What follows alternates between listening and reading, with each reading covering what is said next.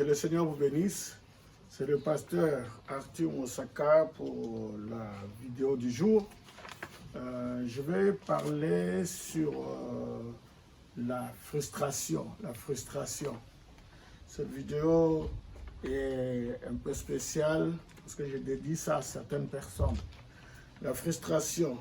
Donc je lisais sur Internet dernièrement et on a parlé de la Chine qui a reconfiné plus d'1 million de personnes. Vous voyez, reconfiné plus d'1 million de personnes, c'est énorme.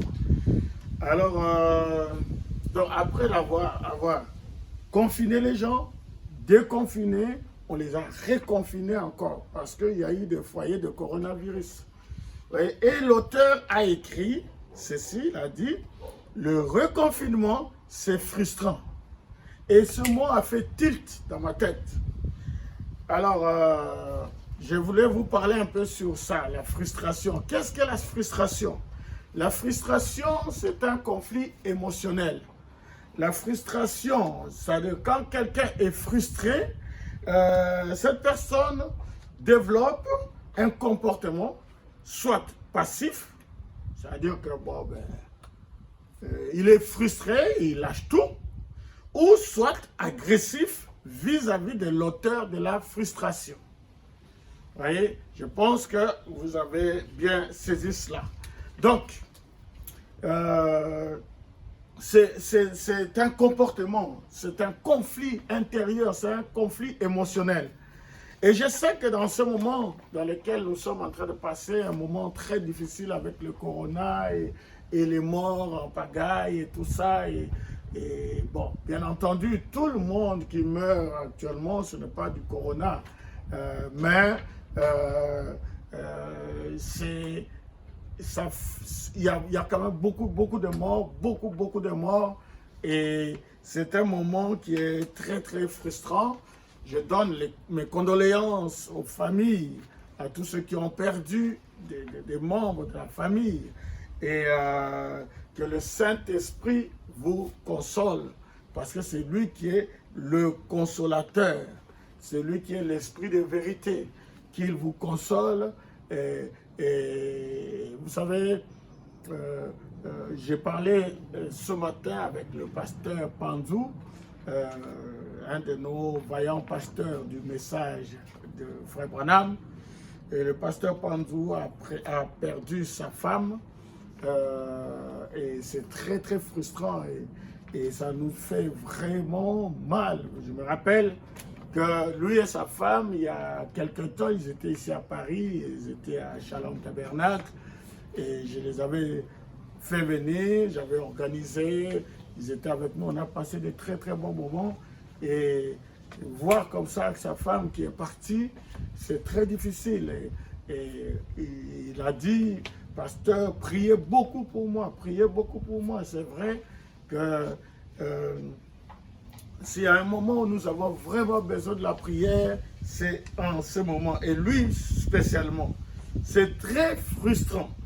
Et je pense aussi au pasteur Mavungu, qui est décédé, le pasteur Mavungu de Pointe-Noire, qui est décédé. Je me rappelle la première fois que je l'avais rencontré il y a plusieurs années de cela. J'étais arrivé à Pointe-Noire. Et je venais de Paris et je suis arrivé à Pointe-Noire et on a pris la voiture en cours de route. J'ai vu une parcelle et le mur, c'était écrit les yeux du jugement tabernacle. Et puis il y avait deux grands yeux dans chaque bout. Et j'ai posé la question, j'ai dit mais parce que ça m'a tout de suite interpellé, parce que quand on parle de tabernacle, généralement c'est les églises du message. J'ai dit, mais c'est une église du message. On m'a dit, oui, c'est une église du message. Et c'est le pasteur de cette église, c'est le pasteur Mavungu. Et tout d'un coup, j'ai eu vraiment envie de rencontrer ce pasteur pour qu'on discute. Et c'est vrai qu'après quelques temps, je l'ai rencontré, un homme charmant, et on a beaucoup discuté, et surtout en rapport avec les yeux du jugement tabernacle. Et c'est comme ça que j'ai fait connaissance avec lui. Et la dernière fois que je l'ai rencontré, j'étais encore parti à Pointe-Noire et je me rappelle, à l'aéroport, j'étais avec son fils Purviance Mavungu. Et le pasteur me dira, il dira à son fils, il dit, Purviance, voilà ton père. Voyez, et il a dit, pasteur, c'est ton fils, Purviance, prends soin de lui.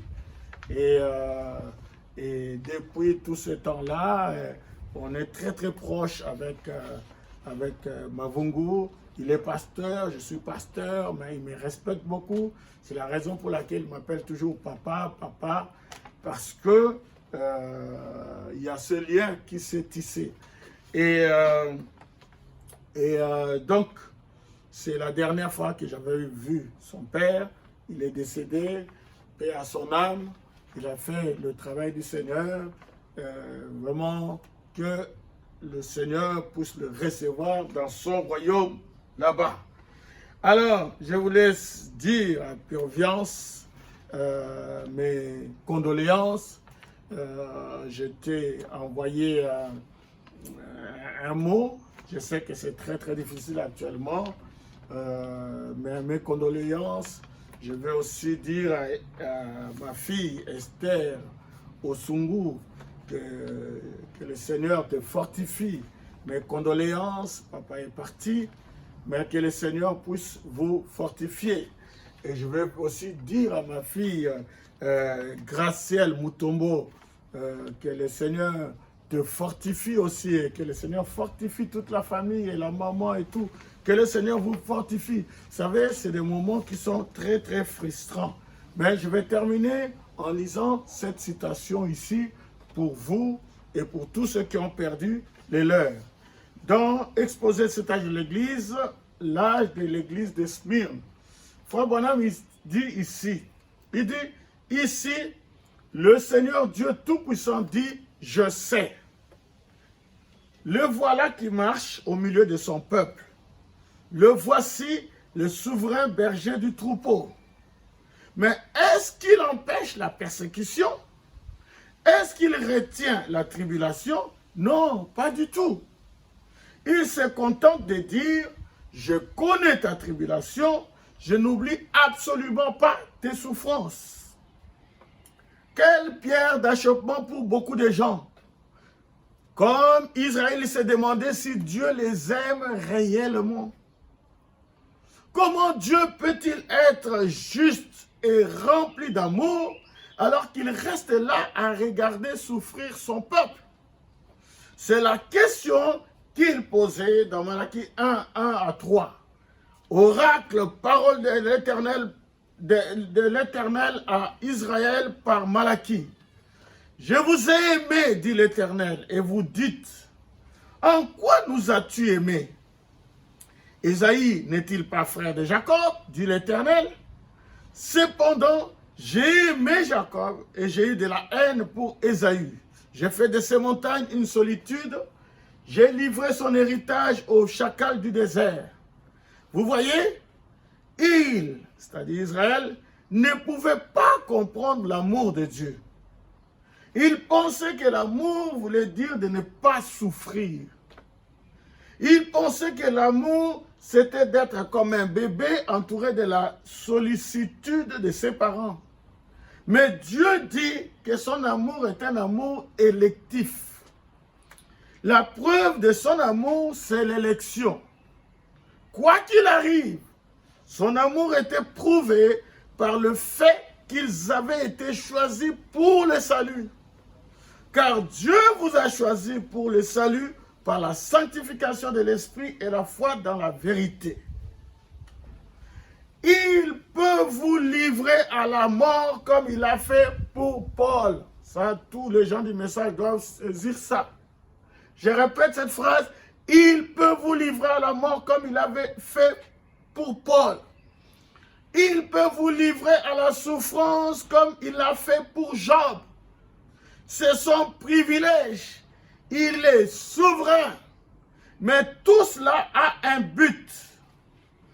s'il n'avait pas un but, il serait l'auteur de la frustration et non l'auteur de la paix. S'il n'y avait pas de but, Dieu serait l'auteur de la frustration et non l'auteur de la paix.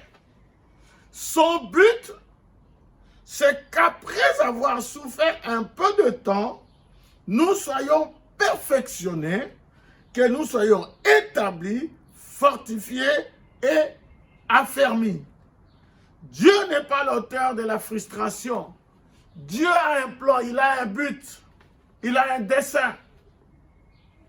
Il veut nous perfectionner et la perfection ne vient, ou la patience, dit l'Écriture, ne vient que par la souffrance. Ce ne sont pas des dons. Les vertus ne sont pas des dons, ce sont des victoires. Alors, je m'arrête ici pour vous dire que le Seigneur vous bénisse. Nous sommes avec vous. Que Dieu vous bénisse. Dieu n'est pas l'auteur de la frustration. Shalom.